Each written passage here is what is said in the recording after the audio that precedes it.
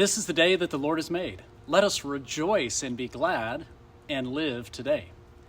Seriously, what is Jesus talking about today? He's bringing division amongst the people?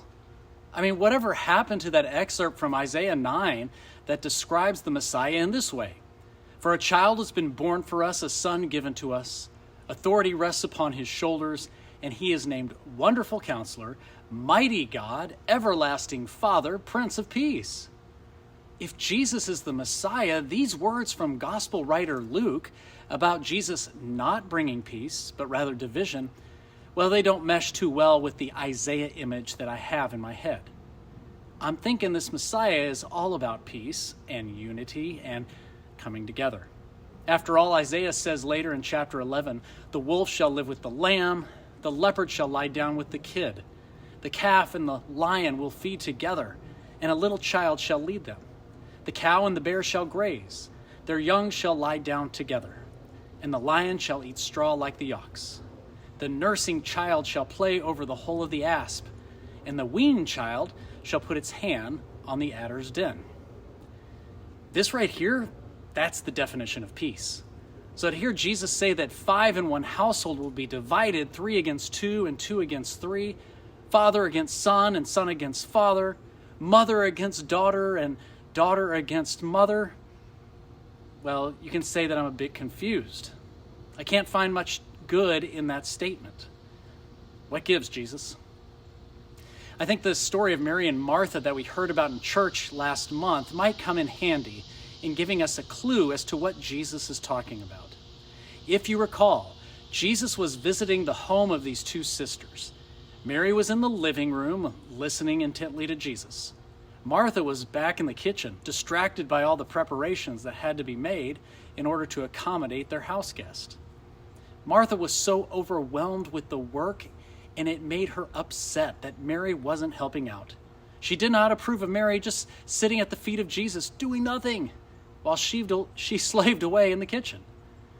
Jesus said, Martha, you are worried and upset about many things, but few things are needed, or indeed only one. Mary has chosen what is better, and it will not be taken away from her. In other words, Jesus is saying that we have a choice that we can make to give Jesus our full attention, just like Mary was doing, or we can be distracted by other things going on in our lives. Notice that he isn't condemning the work that Martha is doing. It certainly is important stuff. We're going to have to make many decisions throughout our lives, and we are going to do it independently of those that are around us, even in and amongst our family. Jesus wants us to choose him each and every time. He wants us to show him obedience and turn our focus and attention towards him in order that we fully understand what the path of discipleship will look like.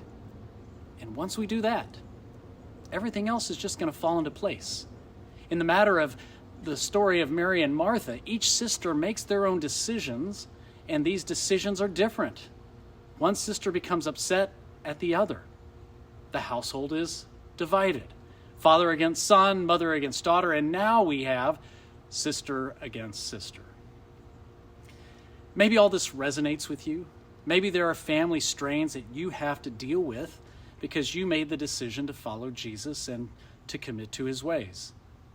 But maybe this is still a foreign concept to you because you don't experience it. And so I pose the following practical questions to expand on this idea of obedience.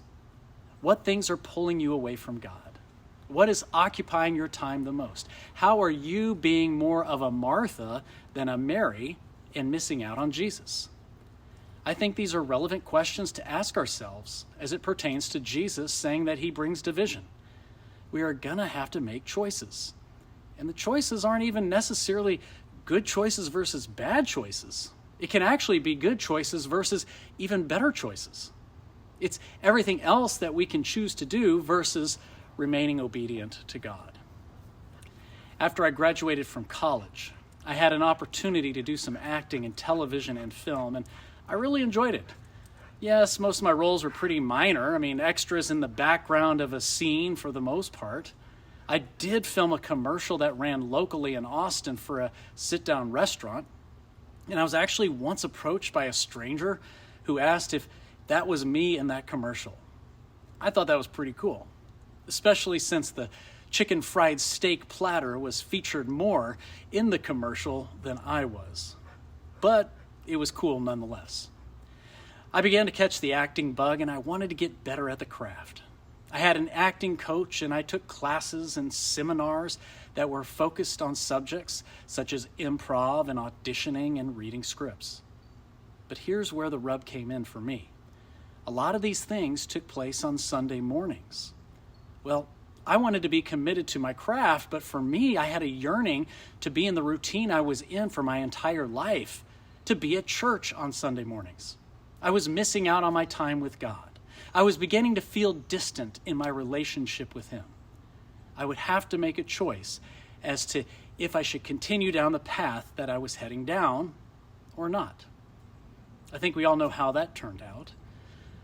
Now, the problem I ran into is that when I missed worship on Sunday, I would not make time for God in other ways.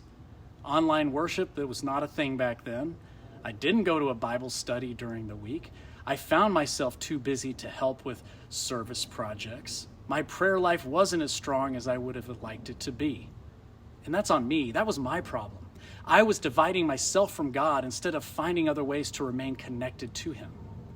The choices I was making, they were fine. I mean, they were great, actually. It's just that the choices were pulling me away from God. And the lesson I take away from all this is that anything can pull us away from staying true to God and walking in His ways. It might be acting classes, but it can also be family. Father against son, mother against daughter. The author of Hebrews has some great advice for us to follow in regards to being obedient to God. He says, "Let us run with perseverance the race that is set before us, looking to Jesus, the pioneer and perfecter of faith, who for the sake of the joy that was set before Him endured the cross."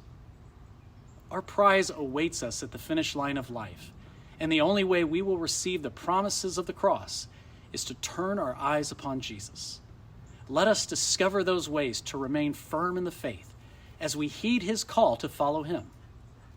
Choose Jesus, remain obedient to Him, and fully place your trust in our true heavenly treasure.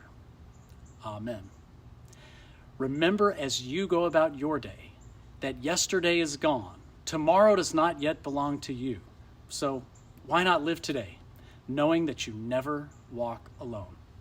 We'll see y'all next week. Later.